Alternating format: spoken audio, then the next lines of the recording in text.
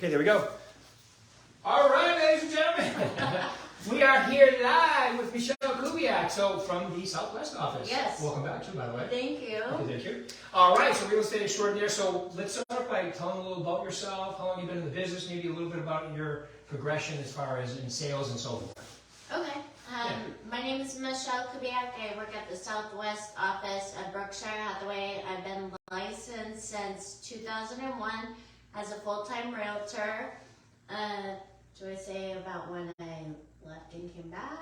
If you want to. Yes. Well, I was going to say 2001, also the first year the Patriots won the Super Bowl. Oh, yeah. Good color, too. Red. So I was with Berkshire for 15 years, and then when it was Prudential, and then I took a tour of a couple other companies, and I've been back at Berkshire for 6 months, so it's home. Good. And I'm glad to be back home. And awesome. You know, I mean, Rick, you were really instrumental in shifting my business in 2013 because I got complacent. Right. And we were over in Pebble. Yes. Yeah. And I got really complacent, and I needed a push. And Rick helped me back then grow my business and get out of the complacency. And I got a letter from Berkshire just, I think it was last month, that I was in the top 100 agents in Berkshire, which before I had never got, you know? So my business just keeps growing. I keep working hard and... Mm-hmm. Well, you're doing all the stuff, like, you know, so top 100, just so you know, that's quite an accomplishment. But you know, you have a bunch of closings every month. You're doing stuff. Give me an idea. Like, what's your goal this year? My goal is 20 million. Okay. Yeah. And how many transactions would that be? That would be 46. 46 transactions. Yes. So think about that for a minute. That's 4 closings a month, basically, right? Yeah. Yes. That's 1 closing almost a week. So, you know, that's quite an accomplishment. Yes. Do you have an assistant? I do. I have an assistant. She helps, like, if I can't go show buyer, she'll go help. She does my files. She recently had a baby, so she's, you know. Part-time. Right, yeah. So, I mean, it slowed down a little bit, so I was doing more, and I needed to get reacclimated with the website. Right. Right, so yeah, you're a salesperson. You rather do that stuff and be out there, and you're not afraid to prospect too. So you get on the phone and you'll go out there. Tell them a little about that. So tell them a little, like, okay, so to do that much business, which you are, you know, and you're in my coaching, so I know what, you know, you're out there doing it every day. Give me an idea of what you do, like your schedule. You talk to people, how many, what lead sources, all that good stuff. So I'm really active on social media, very active on social media, and I have people that do that for me, so I can't take credit for making that happen. I stay in contact with my sphere quite often, actually. I touch them at least once a month with something. They get my monthly newsletter. But my sphere has been my major source for the last 3 years. I'm thankful for my sphere of influence, for my repeat clients that send me referrals. So that's a big part of it, but I do phone prospect. I do open houses. I do what I learned from you and Remasters was high impact open houses, you know, and I've had 3 closings this year from open houses because I do the high impact open houses. Right. So that's great. Well, I appreciate that. Yeah, but you do the work, and like, and I know. So I just want to point out, like Michele mentioned that she has somebody doing her social media, which is great. But you do the content. Yeah. It's you doing the video. It's you giving the pictures, and then they just take care of when it goes out and the frequency and all that kind of stuff. You have a good amount of followers too. Yeah, I do. And on my Instagram, I went from 900 to 3370 within about a year. And that was strictly from doing reels. Right. And so as long as I'm out there and you're out there as agents doing the video, doing the posting about, hey, I'm here selling real estate. I've got buyers from social media just from my content on my personal page too. I think it's really important to post real estate stuff on your personal page because not all of your followers are on your business page. Right. So I was thinking about the one you did before and after where you jumped and everything behind you changes, and it was a good one. And like the one for the new build, I did one at a D.R. Horton home. That's the one. Yeah. My assistant put that together, and I ended up selling that house. Wow. Yeah, I actually went to a birthday party at that house again, but I had no idea I was going to sell it. But I think if you're intentional on anything that you do, like I went in that house and I did that video, and I had a buyer, and I was like, this house would be perfect for her. And she didn't want to live in that area. She ended up buying the house. You know, it's about manifesting, really. It really is. Yeah. And the thing is like, some people think, like I do a lot of videos too, just like you do. People think that I enjoy doing it. I don't know about you. No. Yeah, neither do I. I do it like I did one this morning. Like where are you getting your business from? Because people are already starting to talk. Oh, July's here. Yeah. August. It's right. Yeah. Which we know is a bunch of crap. Yeah.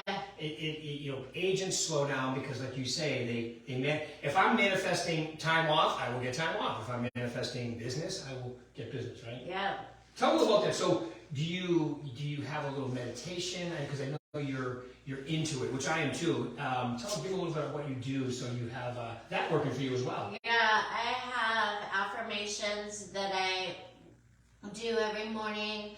I do it throughout the day. If I'm walking around and I'm thinking of the affirmation, I will.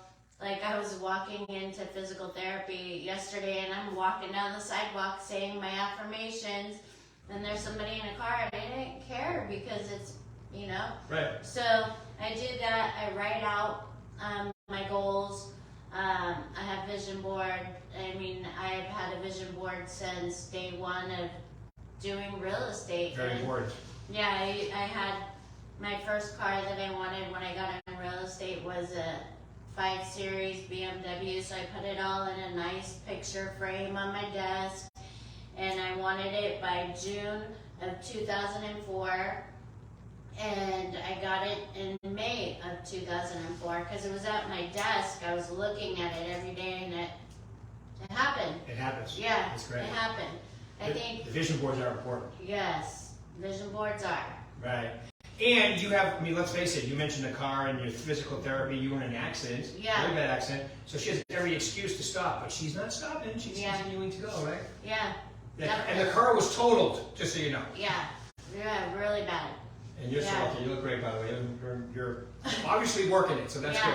Yeah, natural healing. Right, that's great. For sure. All right, so 46 this year, which is incredible. And but give me a little bit of your progression. You didn't start at 46. Like, how many years did it take you to get up to that kind of level? Well, I got stuck in a slump at 20 to 25 transactions. And Which a lot of people love that slump. Yes, and so then I finally got up to 33, and I haven't got to 46 yet. Right. But I will. Right. You know what I mean? And I will get there. And it was just really putting in the work, getting my systems in place and organized, and just having a rhythm to it instead of taking advantage of the time.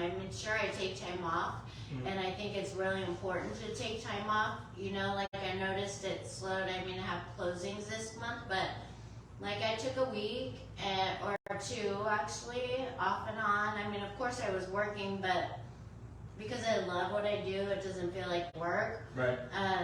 But I wasn't out there like killing myself. I know that it's important to rest and rejuvenate and then go back out and kill it. Right. You got to do both. Right. Yeah. And ask for the business. Right. And ask for referrals and so forth. Yeah, and go visit face to face. You had me calling 10 sphere a day. Well, I actually went out and saw them. That's great. That's great. I dropped gifts by it, just went over there. I'm going to visit a few this week. So I mean, face-to-face is good, and reaching out. Business. Most people are texters anymore, it seems like, so shoot a text, hey, how's it going? Right. You know? Text is good, but following it up with the, like just to give you an idea, Michelle's in my coaching, and we have 5 areas we set goals for, and one of them is prospecting, and you do what I like, which is number of conversations per day. Yeah. You know, how many appointments you're going to go on, what kind of contracts you're going to get signed, what's your social media goal, are you doing the active open houses? So you always have a number for each one, which is good, because once again, it's like manifesting. You set it, mental GPS is set, and then you just follow through with the actions. Yeah, my favorite intention was that model home. Yeah, that's you great. know, with the video, and I mean, it happens, and crazy. you just have to be intentional. Yeah, it's crazy. You know, I can't think of the guy's name, Jay something, but you were talking about vision boards. Remember the story? I think it's Jay, I'll think of his name. But he did a vision board, and he did one every year. Well, when he had kids, and so he had this vision board that he had from like 10 years ago. His son was going through them, and he pulled the vision board out, and he, like 10 years ago, he had the exact home that they were living in on his vision board. And he goes, I started bawling in front of my son. I had no idea. So those are the kind of creepy, weird, I mean, not creepy, but, you know, it's like, sometimes it's weird, you know, you get chills when you're setting these type of intentions and they actually come through, right? Yeah, and that happened to me also, as I had a vision board, a digital one that I had on my phone on my favorites. And this house that I wanted, I had it on there. It was a William Lyon home off of Ann Road, and I didn't buy it, but I sold that house. And I showed my client, and they have a pool there now, and it's gorgeous. Yeah, I guess that was a different intention. That's so great. I have on my vision board now this $15 million mansion, and I did the editing of the photo, and I put Michele Kubiak sold this $15 million home. We'll see. Time will tell. All right. So before we finish here, so you're, as a top agent, you've been through many cycles, and you know, like you said, 33 is your best. You're going for 46 this year. I believe you. You'll do it. All right. And I think you're on pace. The other thing is so if you could give them like the top 3 things in your journey that they could use, what would be the things that you would say? Top 3 things that helped you get to where you are. Be honest. Be honest with your clients, with yourself, with all those around you. Work hard, you know, ask people for help. I remember when I first started real estate, and I was sitting in the bullpen at Prudential on Sahara going, where are you going? What are you doing? Just ask for help. Ask people to teach you what they know. And because my experience in real estate is everybody is willing to help. And if they aren't, they're not your people, right? And then number 3, just keep putting yourself out there. Ask for business, and you know, just work hard. Work hard. Work hard is like it. I think it's good. Asking for help, I think, is critical, and we're in a very unique company where you can be in the bullpen, and people want to help you. Yeah. That's not, you know, I've been coaching for a long time. That's not real common, although in this company it really is. So a lot of people will help you. I love putting yourself out there too, because you have to be, look, you know, you can't be a secret agent. You have to be out there talking to people. It's a people business. Right. Right? How many disruptors have we had in real estate? Yet, we're still here because people spending a lot of money buying or selling want to deal with somebody they can trust. And yes, it's the relationships that are super important. And yeah, you know, people don't want to deal with the computer. They want to deal with like a real person. It's the biggest purchase and sale they'll ever make in their life, you know? Right. Until the next one. Right. Yeah. Right, but it's true. It's true. It's the most money. First off, for a lot of people, it's their retirement fund. It's their number 1 asset. It's their best tax deduction, right? And all of that, and they're putting all that trust in you. That's why, I remember when I started, I was 19. It was 1985. I remember when I started, and I remember what we used to say. It used to be called the American dream. I still think it is. Yeah. right? Yeah. And today I think it's even more important because we have an inventory problem. Yes, very low inventory. They say 4.5 million. We are, as a country, we are under 4.5 million where we should be as far as homes available. Yeah, that's not going to change for a while. No, and I was just having a conversation with one of my best friends, and she's like, oh, they say the market's going to go down. I go, when you have low inventory, there's no way that it's like the mainstream media is not our friend. Right. You know, ask the Amen. professionals, you know, I mean, because it's not true what they're saying. Right. If we had a ton of inventory, then I would believe that, but right. no. Right. And that's the difference from when people go, well, I've been in the business, like I said, 39 years, and I've seen 2 major ups and 2 major lows and a couple in between, but there's always been massive inventory every time we have and this time we're way under. I mean, homes being built, we're only at 25% the pace of any other time, especially in the last 15 years. Right. So this 4.5 million in the whole, it's going to take a while. Right. I don't know if it'll ever, because builders don't build out that far, lenders don't lend out that far. Towns are getting tighter with their ordinances, and it's becoming tougher to build. Vegas is pretty good, Arizona is pretty good, but California is really tough. So it's going to be a while before that catches up. And while that's going on, we still have more people available that want to buy. Right, and I read something that 6,000 people a month are getting new driver's license, so that means they're coming from a different state. Yeah. They didn't say how many are surrendering their license, which I'd like to find out. Well, they also do that. They do that, and they do the U-Haul thing too. Yeah. Like, they look for how many U-Hauls are coming into your state, and how many are. And there's a lot of people leaving New York and California and Minnesota, and I think we're in the top 10 in Las Vegas, and Phoenix is too. Right. So. Yeah, it was 2, like a couple of months ago, we were the top second state people are moving here from. Yeah. 2. Yeah, and especially from California. Yeah. I think we're number 2, and Arizona's number 1, Texas is up there, Florida. So the bottom line is, okay, yes, the interest rates are a little higher right now, but that'll change. Yeah, that will change. If you're looking to buy a house, at least right now, you can pick a house. Even though there's not a lot of inventory, you have a little less competition because of the interest rates. Buy now and then refinance. Even Dave Ramsey's saying that. Yeah, and you might feel the pinch until the rates go down. If you can stomach through that payment for the next 5 months, rates are supposed to go down. I hear they're going to start going down slowly in the next couple weeks. So. It's all this crazy Fed we have right now. Yeah. That's not political, that's just a fact. Yeah.